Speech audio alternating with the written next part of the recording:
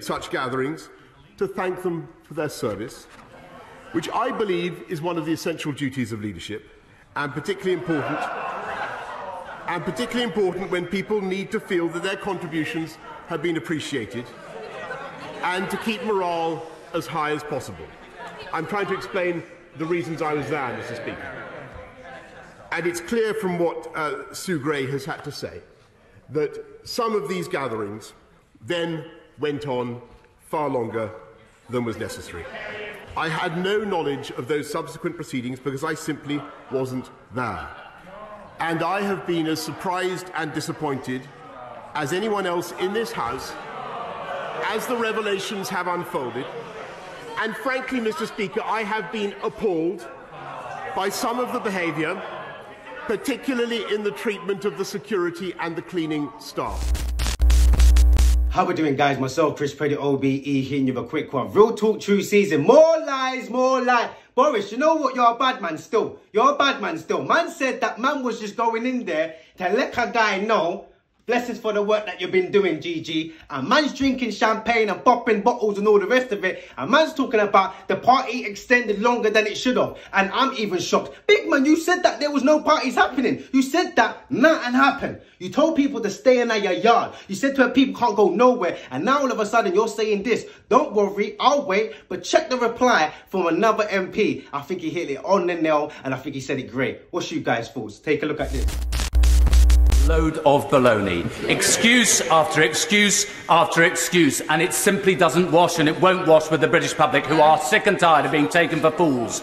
The truth is, the Prime Minister encouraged the gatherings. He attended the gatherings. He poured the drinks at the gatherings. And he even raised a toast at the gatherings. So he knew perfectly well that these gatherings had taken place. And the most despicable thing of all is that Sue Gray says she saw multiple examples of a lack of respect and poor treatment of security and cleaning staff because they knew what the rules meant, even if nobody else does. Does he show no contrition, no sense of shame that Downing Street under him has been a cesspit full of arrogant, entitled narcissists? A man just said it straight. How can you not know? Big man, yeah? You went in, bust a speech, yeah? You went in, raised the toast, and you was drinking, but you're trying to go on like I didn't do anything wrong. And the fact that he can lie on all of our faces like it's nothing lets you know how they really care about you. Lets you know with the living cost and the way the prices are ranking up and everything, they don't care. It's rich people's problems. They don't even know that you're suffering. They don't even know what it's like to live on £200 a month or £300 a month. They don't know what it's like to live rations. They don't know about corned beef and rice. Don't worry, I'll wait. They don't know about pop noodles. Don't worry, I'll wait. They don't know about rationing. They don't know about, Raj, you know what? I'm making food and this has got to last me for 3 days. But they sit there and say they've got your back. They're sitting there saying that, oh, they're going to help you with living costs. They're going to help you and put more money in the rare. Well, why don't you just freeze a lot of stuff? Freeze the tax, freeze the gas, freeze the thing, big man. Line up the memes then, freeze the stuff. But you guys can do that, but you choose not to. And you sit there and try and go on like, we are for the people. Don't worry, guys. We've got your back. And there's people suffering. There's people in food banks. In 2022, there's people in food banks. I was down West End, bruv, you get me? Near Warren Street, bruv. And there's real people, not just homeless people, real people going to food banks.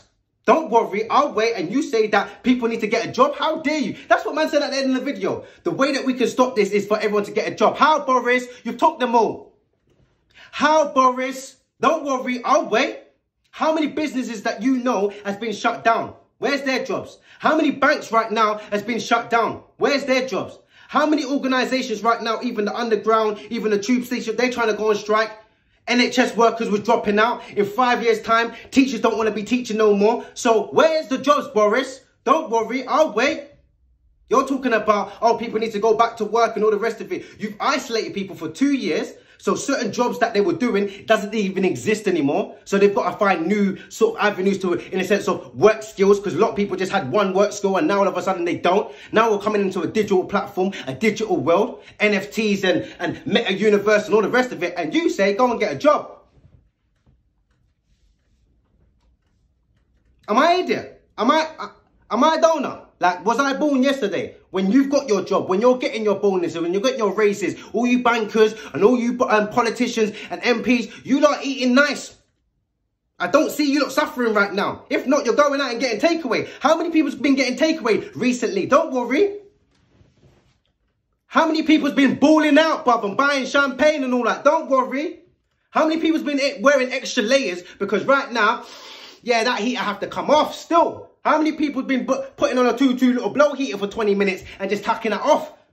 This is kind of the real understanding. But Boris, I guarantee you, 10 Downing Street, bruv, it's got full of electric, bruv. I guarantee your water's running every single time. I guarantee you're eating caviar and all this foolishness. But you're talking about living costs is rise now. And don't worry, we've got your back. And we are meant to sort of vote for you. No, I can't even vote for Conservative. I can't even vote for Tory. I don't even believe in Labour anymore. I'm throwing it out there. I said it. Even you, Keith Starmer. Oh, well, Boris, if I've done something wrong, then I will resign and I will step down. Big man, you have. Stop lying. You was drinking and chatting and kiki kaka when you told people you could not be in two more of a group. But now you're talking about you was working.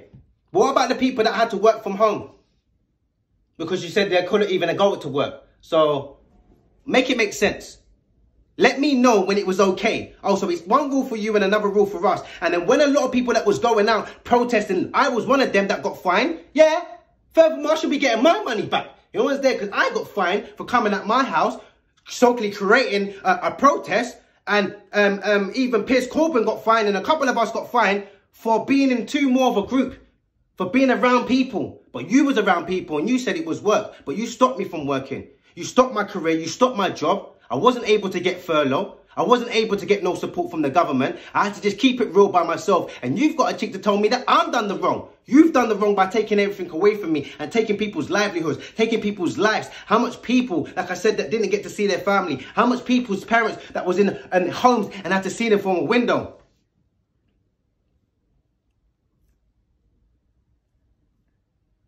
That's certain people's reality. That's certain people's life. And we sit there and try and go and like, yeah, it's over now because lockdown's over. But how much stress did that cause? How much pain did that cause? How much apologies need to be had? But we're back to normal, yeah? We're back to normal, back to war, back to corruption, deceit. It's not fair, guys. What's you guys' thoughts? Comment below. I feel as if I have completely let down those who showered me with so much love. Why wasn't I by the bedside of my lovely grandmother during her final few days? Why did I let her die alone in that hospital? Why did I not attend the funeral of my uncle because of worries about government restrictions on numbers? And why did I not go to comfort my brother-in-law's father as he was dying in a Slough care home? Why, with all of this context, it is utterly hypocritical for those individuals who were preaching to us ad nauseum about patriotism, the flag and the Queen, for those very people to then be having late night parties, including 2 on the night before the Queen had to sit all alone during her husband's funeral when the country was in a state of national mourning. Absolutely shameless. So Prime Minister, given that the Prime Minister is not going to do the right and honourable thing, does he agree with me that it is not the support and sympathy of the British people that is keeping him in power, the majority of whom want him to resign? It is the support and sympathy of those concerned.